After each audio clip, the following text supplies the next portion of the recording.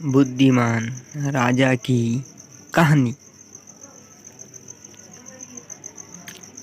सालों पहले एक नगर में एक बुद्धिमान राजा राज्य करता था। उसकी बुद्धि और होशियारी की चर्चा दूर दूर तक थी। राजा कभी भी बिना सोचे समझे कुछ नहीं कहता और न ही किसी आरोपी की बात सुने बिना उसे सज़ा सुनाता था। उसकी बुद्धिमत्ता के चर्चे सुनकर आसपास के राजा, रानियों और राजकुमारी आदि उनसे जलते थे। इस जलन के चलते सभी उस राजा की बुद्धिमत्ता की परीक्षा लेने के लिए नए नए तरीके अपनाते। हर बार राजा दूसरे राज्य के शास्त्रों द्वारा ली गई परीक्षा में खरा उतर कर खुद को होशियार और योग्य राजा साबित करता था।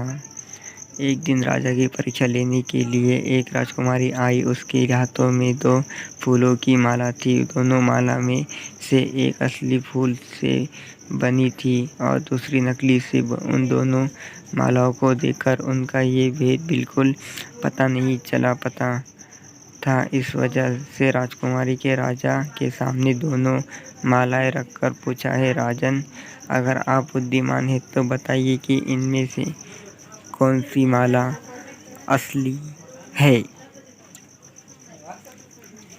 राज दरबार में बैठे सभी दरबारी माला को देखकर हैरान थे, क्योंकि किसी को समझ नहीं आ रहा था कि असली फूलों की माला कौन सी है। सभी इस सोच में थे कि राजा कैसे बता पाएंगे कि असली फूल की माला कौन सी है। राजा भी माला को देखकर परेशान होने लगी। उसी वक्त उनके दिमाग में कुछ तरकीब आई। उन्होंने तुरंत अपने एक सेवक से कहा, बगीचे की खिड़कियों को खोल दो। सेवक ने बगीचे की खिड़की को जैसे ही खोला तो राजा ने देखा कि फूल में बैठी मधुमक्खियाँ खिड़कियों से राज दरबार में आ रही है। राजा ने तुरंत उस माला की तरफ इशारा किया जिस पर मधुमक्खी बैठ रही थी। राजा की होशियारी देखकर दरबार में मौजूद सभी उनकी तारीफ करने लगे।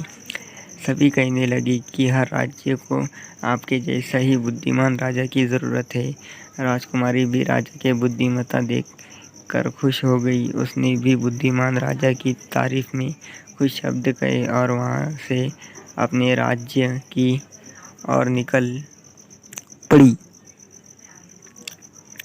अगर व्यक्ति अपनी बुद्धि का इस्तेमाल करे तो वो हर पक्ष का सही जवाब तलाश सकता है और हर मुसीबत का हल भी निकाल